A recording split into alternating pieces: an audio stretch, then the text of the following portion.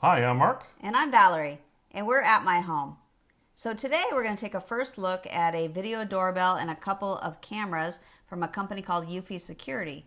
What's really interesting about these Eufy products is that they don't require a cloud subscription to work.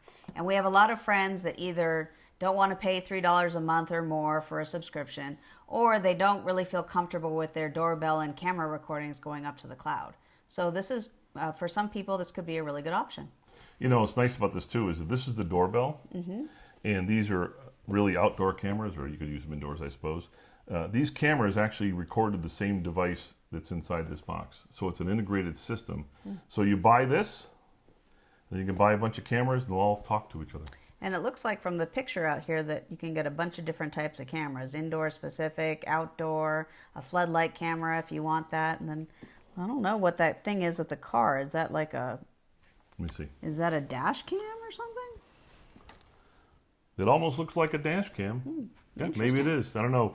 But we're not reviewing the dash cam No, we're today, not. if they even have one. So if we look at these three things, I'm going to take them. I'm going to go off and install them and see how they operate. And we'll come back and do a full review. Thanks for watching. Thank you.